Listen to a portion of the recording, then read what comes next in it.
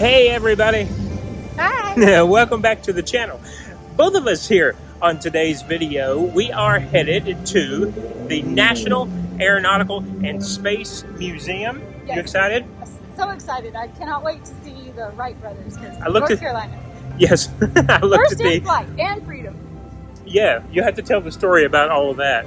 I looked at the, I've told it so many times on this Oh, channel. well, okay, then you guys already know. So, welcome back. We're going to take you through some exhibits. I did do a little bit of perusing this morning to see what was active because space has never interested me. You guys know this. We lived on Space Coast for many years, so we're going to go in, see what is North Carolina related, and see what is Florida related with this. Get into some other things, probably. It's way too big. We could not I was going to say, yeah, do it's a huge... the whole museum in one day, let alone in one video. So we're just going to blast through it and show you whatever catches our eyes. That's right. Yes. So come along with us and we'll see what we get interested and into today. It's a warm one out here. Very pretty flowers. See that?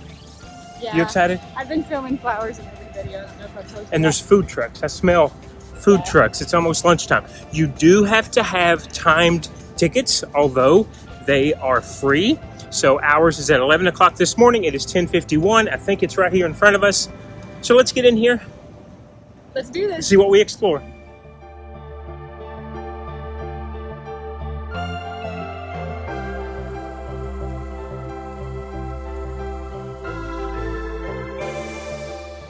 Just really quickly, one other tidbit. I think I thought when I hear Smithsonian that it was only one place. Apparently there's like, what, 11, 12, 19? I don't remember. So they're all Smithsonian institutes. It's just a little tidbit for yourself because I didn't know that. So I've been educated on that. And there's other museums that aren't Smithsonian too. Right. Okay, let's head in. All right, here's the second tidbit, guys. Show up about 15 minutes before your scheduled time. We're 5 minutes before, and Julie and I have walked probably close to a city block so far to get to the end of this line for the 11 a.m. tour, and we're not there yet. You can see it wraps around another edge of the building. This is what, 3 corners now of the building we've wrapped around? They open at 10? Yeah, they open at 10, but there were 0 spots at 10, so we grabbed the next available, which was 11. Well, let's get to the end of this line. That's pretty. 14 minutes and 9 seconds we waited in that line. Yeah. Hey, look, there's a plane. Are you into space? Nope. And air? Nope. Why over here? I want to see the Wright brothers. Right there. Okay, right Look at that.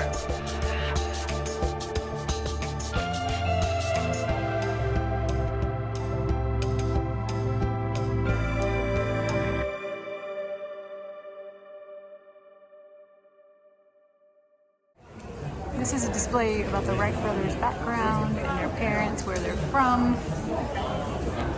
It's very crowded in here, so I'm not going to read every single little thing, but I'm going to at least show it to you. It's Dayton, Ohio. If you've ever been to Wright-Patterson Air Force Base, it's all about the brothers there. Yeah? Mm-hmm. I have not.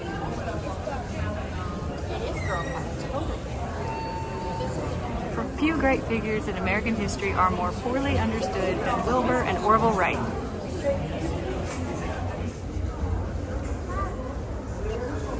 So apparently Orville played the mandolin. Interesting. Yeah. We're getting even with the neighborhood for the noise they have made On the piano, yeah. Well, this one's certainly twangy or 1900. That's beautiful. I wonder if that's the actual piece. Yeah. Orville's mandolin. Oh, This is the okay. Smithsonian. They're not going to have a fake one, and if they do, No. they'll make it very obvious. Yeah. I remember this picture in my textbook in growing up in school. For the one sentence, we had to learn about Wilbur and Orville Wright. Oh, okay. Only 5 bicycles made by the Wright brothers are known to exist. This one is a model called the St. Clair. It was built in 1898 and sold for $42.50. I'm going to have to do the conversion on that and see what that is today. Yeah, editing Julie put it on the screen right here. Get a quick look. Planes. Yeah, no, I understand. There was everybody.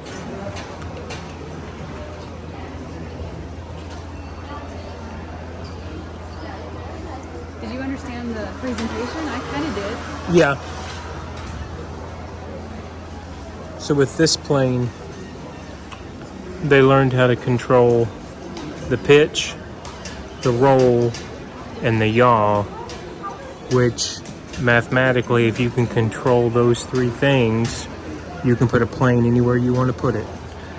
So that's what's really important about this plane and the successful flight with this one that's in the center of the display.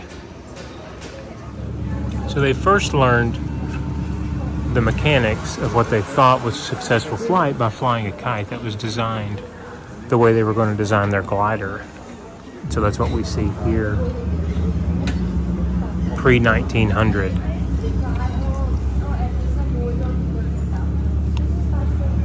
They wanted to find wind patterns so they could design it the right way.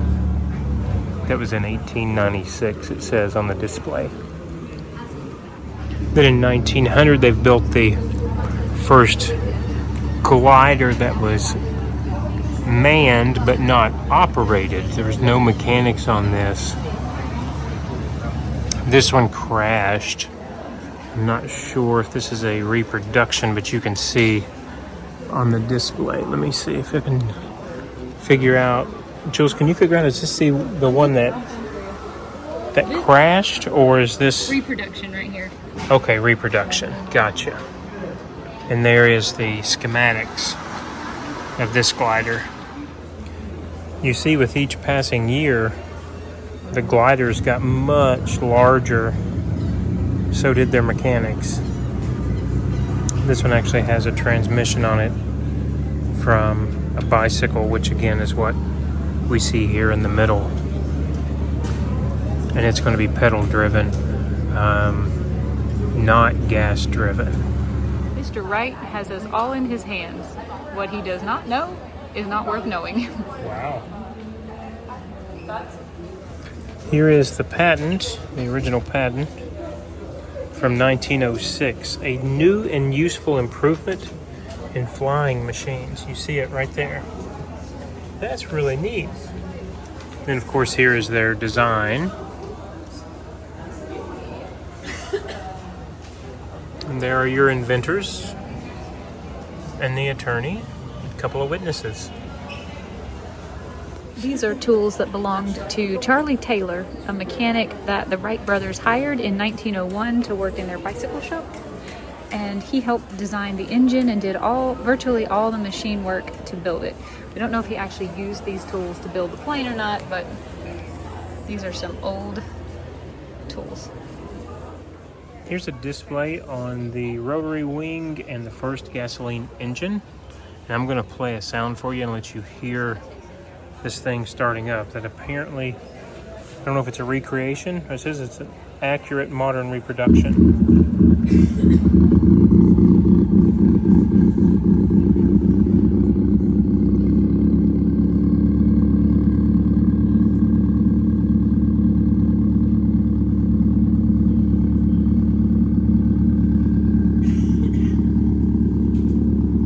I bet they wish they had this in Kitty Hawk. This is the stopwatch used to time the flight, and Orville's pocket watch.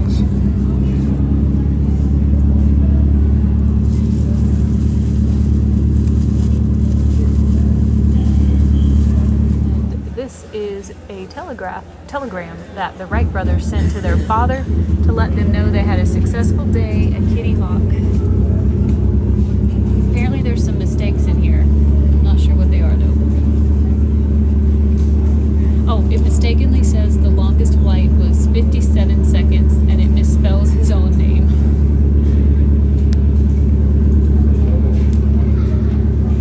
I'm not sure if this is a real photograph. I'm going to look that up for you. But that's really neat.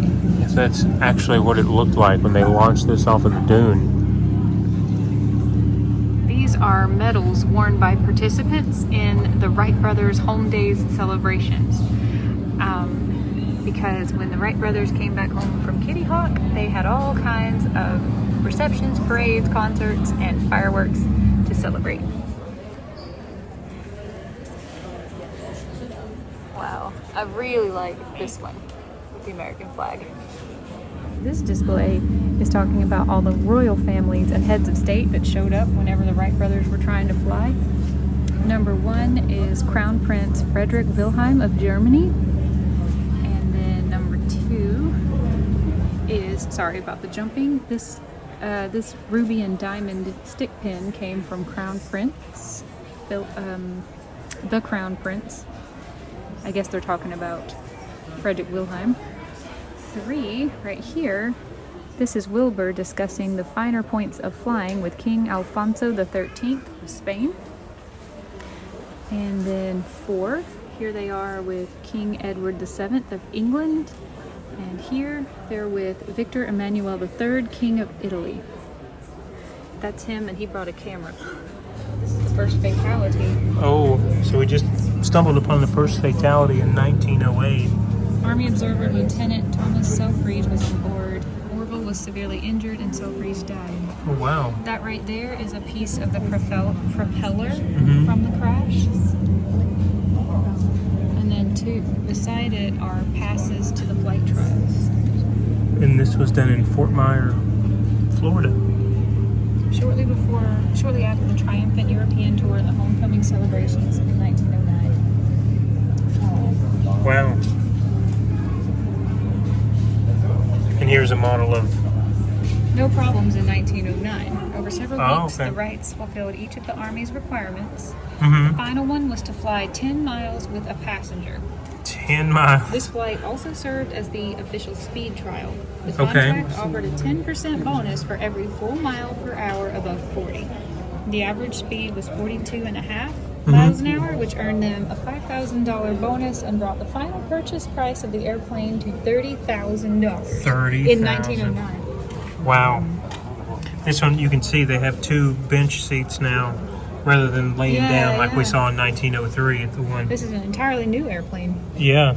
The Army bought it and used it to train pilots in the fall of 1909 and 1910. Really neat.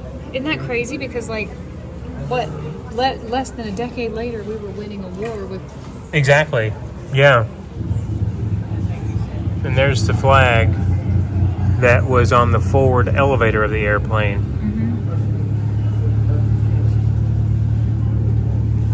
This right here is a tiny piece of wood, and it was actually sent to the moon to symbolically link the first airplane flight with the first human exploration of another celestial body. This sample of Wright flyer wood and fabric was carried to the surface of the moon by the crew of Apollo 11 in 1969. How cool is that? That's a piece of the wood from their plane that we sent to the moon. Wow. I guess we brought it back. It was only 66 years. I know, isn't that wild? That's So insane. I know. Okay, knock that one out. That's right off of the front entrance, so you can. That should be where you start your trial, I think. We're headed upstairs now. I think we're going to look at some World War II aviation. There was an exhibit I wanted to see up there. Even if it's make-believe, if it's Star Wars, they typically put it in. So here's your daily dose of Star Wars. No, it's not. I don't know. Update. I kind of screwed up. What I found online for exhibits, they weren't timed as far as when they open. So the World War II doesn't open until 2026. Yeah. Yeah. And I wanted to see the German World War II aviation. Oh wait, World War I and II don't open until 2026. Yeah, we see some things hanging on the other side, but they're closed for renovation. So only half of this museum is open. So we're going to walk around and see what else we might catch. But so far, the Wright brothers has been the main reason we were here. Yeah, exactly. I don't know what any of these are, but I just wanted to show you these awesome planes hanging in the ceiling of the lobby. I'm sure This there's... is America by Air. So these are. This is sponsored by Delta. These are early Delta airliners. I think that's a mail plane on your far left. One of the first U.S. mail planes. And then we can actually go into a cockpit of one of these planes as well if we want to. There's some. Oh, there's American Airways. Is that the precursor to American Airlines? Cool. That's a U.S. mail plane too. You can see on its tail. Before I forget, one more thing about the Wright brother exhibit. I have a cockpit behind me landing, if you can see there. they opened up a new gate. It's an A gate, a wing that has like 35 gates, and going to your gate while you're walking actually has all of their glider flight paths tracked on the floor, and it has a little medallion on each one. It says this is the first flight, this is the most successful flight, this is where it crashed, and it's all on the floor as you're walking to your gate. And I just noticed that the last time I flew, because I had to fly out of A, I hadn't flown out of A, but they've been working on that construction for years, since before Julie and I ever met. And so yeah, it was kind of neat to see. It actually shows you the path on the floor. Yeah, they've expanded it so much. But I mean, you know, even if they twirled in the air, like it has a little twirl on the ground and everything. So I thought that was kind of neat. I just thought of that. We'll have to show it next time. Oh yeah, we'll have to show it next time. I'm gonna put some people in the photo to show you for scale how big this is. I just now noticed it. Is that the one we can go in? Oh no, this is the one we can go in. It's another American plane. Like an early one from. Probably from what, the 70s, maybe 50s. I'm not sure. Let's go find out. It is a Douglas DC-7. Okay. And it was the first airliner to provide non-stop transcontinental service in both directions. Oh. It was introduced on its New York to Los Angeles route, and it was the fastest aircraft in service, cruising at 360 miles an hour. I'm assuming that is the Douglas for the Charlotte Douglas Airport. I'm not going to assume because We should look that up. that will make out of you and me. I know, right? Here's a look at the inside of the cockpit of that same plane.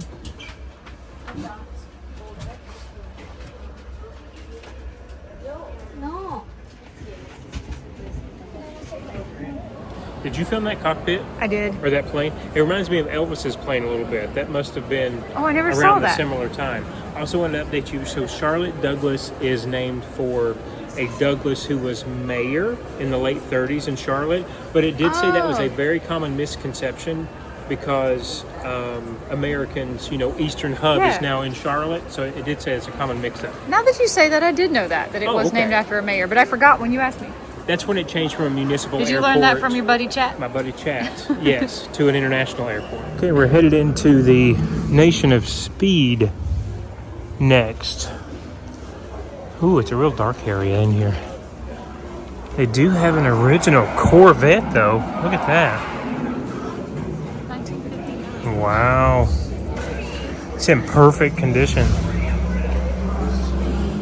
This caught my attention. We are talking about Casey Jones, and right here is a piece of his gravestone, or his grave marker. Casey Jones' heroism was memorialized with a popular ballad and a stone marker that replaced this wooden cross, his original grave marker. So this is the original headstone Casey Jones had. Now how cool is that? That is not cool.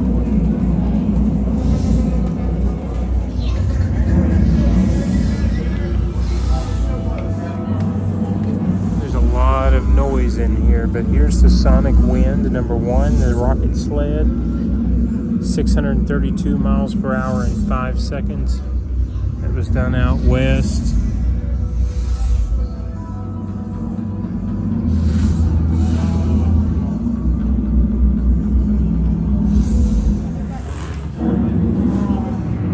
Here's a good old Charlotte native, Richard Petty, the king. I wonder if this is his original car. Do you see that anywhere on here, Jules? That's really neat. 200 NASCAR races, 7 championships. We actually have. Oh, okay. Hang on, I'm coming to you. Richard Petty claimed his 200th victory with this car on Independence Day 1984. Well, look at there. And Okay. the Firecracker 400 at the Daytona. At Daytona. International Speedway. It's a pretty car. I Yeah, love- it is a says pretty blue car. and- It says blue and red, but that's like a blue and a orange. Yeah, it is. It looks like a neon orange. 43. Number 43. That's It right. features a handmade body, tubular space frame, and safety enhancements. Ronald Reagan was at the race. Oh, okay. He announced, "Gentlemen, start your engines" from Air Force One, and became the first sitting president to attend a NASCAR race. Wow. I didn't expect this in the Okay. Air and Space Museum. Petty Blue and STP Red. What does 'Cause STP stand for? that was his sponsor. You see that on the side of the car? It's an oil company, yeah. This is Gilmore, the Flying Lion. Tell me about him. Logged over 25,000 miles in just over 7 months of performing. You have to come in. They show him as a little cub. He's a cute little cat. Oh, okay. What's he doing in the air? Look at him there. Oh, The Flying Lion was the pet of this air racer and showman, Colonel Roscoe Turner. Uh-huh. That's pretty neat. How cute, how cool. Okay, so they flew together for 9 months until Gilmore got too big. Can you imagine if they had like a predatory accident in the air? Yeah, how are you going to fly with this big guy? I don't know. Gilmore. Here's the STP Hawk number 2, Mario Andretti's car that he won the Indianapolis 500 with. Here's part of the brick road as well. That's really neat. 500-mile race averaging 157 miles an hour. Fun fact about this, you know, at the Indianapolis 500, they drink milk, the winner does, in the winner's circle at the finish line. That year, he opened up a bottle of milk, and it was the brand of milk that my dad actually sold in Kentucky. For those of you who don't know, that my dad was a milkman. So that was, I remember that. I remember that distinctly on the TV, because I thought, did Dad's company provide him with the milk?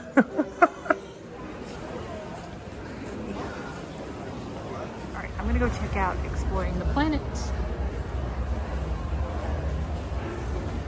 I feel like having lived in Florida and all the NASA and the launches, this is gonna be kind of cool. This is an exhibit on Mariners to Mars. It says NASA launched several Mariner spacecrafts to Mars in the 1960s. 3 flew past Mars and took pictures along the way, and then a 4th went into orbit around it. The Mariner missions transformed our view of Mars. It turned out not to be an Earth-like planet after all, with liquid water. It was a dry, cold, hostile world that may have been more Earth-like in the past. Okay, next exhibit destination, Moon.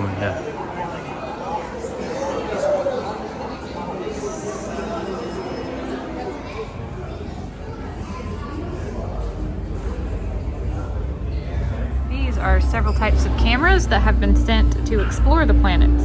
The earliest are television cameras of the type sent to our Moon and Mars in the 1960s. Since then, TV cameras have been replaced by charge-coupled devices called CCD imaging technology. Big camera. This one is called a Surveyor 3 camera from 1967. It went to our Moon on Surveyor 3. And then the crew of Apollo 12 returned it to Earth 31 months later. And then 2 is a Mariner television camera from 1969. 3, where is 3? Do you see 3? Maybe 3 is missing. We'll talk about 4. 4 is a wide angle camera from 2009. And then this one is a narrow angle camera from 2009. Oh, what do we have here? There's a handheld maneuvering gun, an umbilical life support system here, chest pack, helmet from Edward White from the Gemini 4. Wow. This is a model of it, not the model, sorry. This is the actual Gemini 7.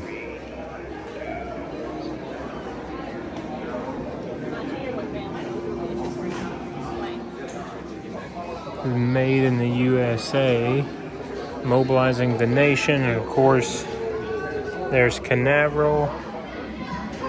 Opened it in 1950. One of the reasons why they picked this location was because they had tracked the last time there was hurricanes in that area, and it's so low for the chance of a hurricane that they decided to put it on that particular spot on that coast in Florida. So that's always, I always thought that was pretty cool. So this is where different parts were manufactured around the nation.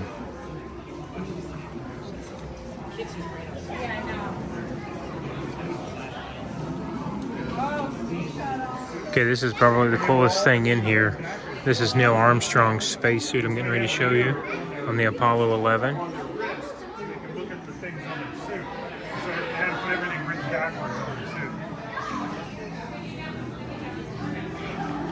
Sorry, it's really dark in here, so it might be difficult to see.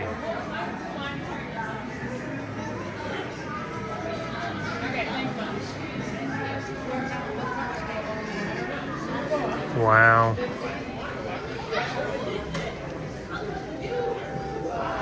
Very interesting. 7th version that was built in Delaware.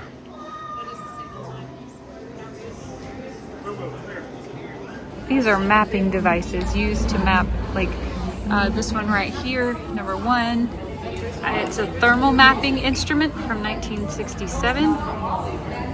Number 2 is a meteorology sensor that measures wind speed, atmospheric temperature, and wind direction.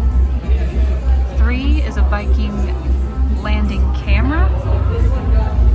It makes a narrow vertical scan of a landscape, and then it can rotate and make another scan, and then you can put all these together and make a single picture so you know what you're landing on. And then 4 is a gas chromatograph. Mass spectrometer measures the composition of the Martian atmosphere and searches for chemistry of life in the soil. I'm going to try to show these. This is the F1 engine. It says it's still the most powerful liquid propellant rocket engine ever built. First developed by the Air Force in the 1950s. And NASA needed to launch to the moon. This is what they built. I'm going to walk underneath this thing and just show you. It's absolutely massive.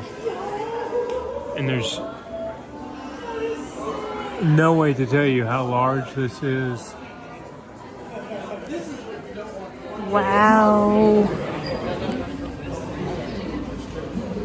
This is a full-scale model of the Mars Science Laboratory rover. The Mars Science Laboratory rover, named Curiosity, is much larger and better equipped than previous Mars rovers. It weighs about a ton, and it landed in Gale Crater in 2012 by means of a sky crane.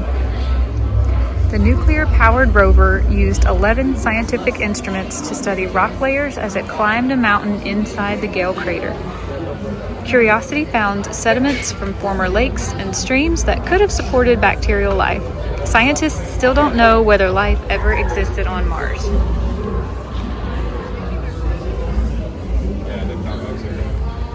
You guys know I'm a big fan of watches. This is the Omega Speedmaster. This is the moon watch that they wore.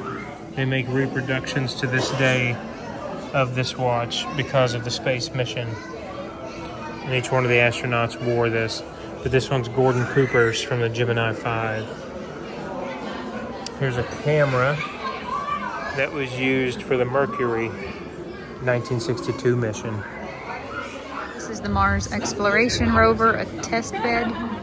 This rover was used on Earth to troubleshoot problems that the rovers on Mars encountered. 2 MER rovers named Spirit and Opportunity landed on opposite sides of Mars in 2004. These robotic field geologists used instruments to examine rocks and soils. Both Spirit and Opportunity eventually found clear evidence that water once had been present at their landing sites. This is the Marie Curie rover.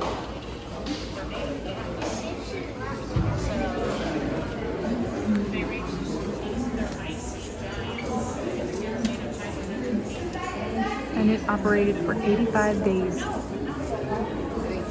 It tested the airbag landing systems, cameras, rover mobility, and other technology used for later Mars rovers. Here's the moon landing on full display. Back here in the back, I'm going to try to show you, is the flag that was planted on the moon. There you go.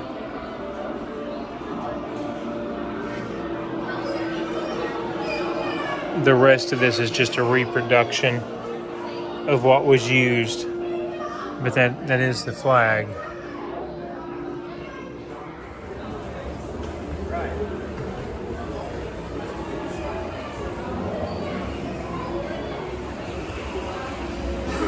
These overshoes were the last human-worn objects to touch the surface of the moon. Eugene Cernan wore them on his 3 spacewalks in December of 1972. They made the last footprints on the moon when he stepped off the surface, and they retained traces of lunar dust. This exhibit is just basically explaining how we lost interest in the moon after our first landing in 1969.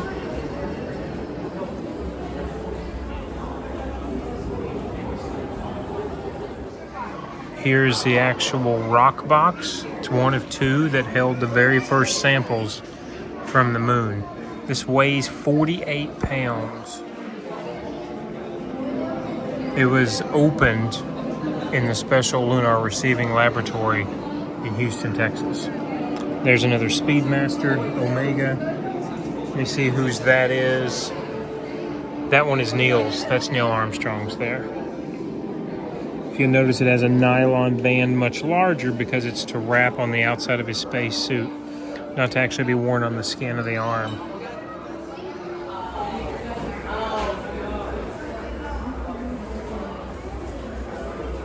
Wow.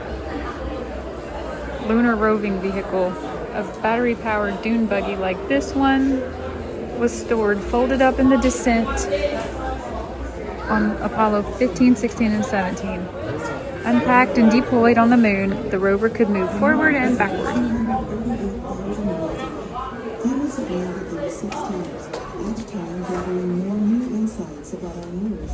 All right, guys, we are headed out. I We have limited time, so we kind of have to blast through them. When we're I have to done. blast through, yeah. Jules, I let her be my little guide. So we hope you enjoyed. I enjoyed that one.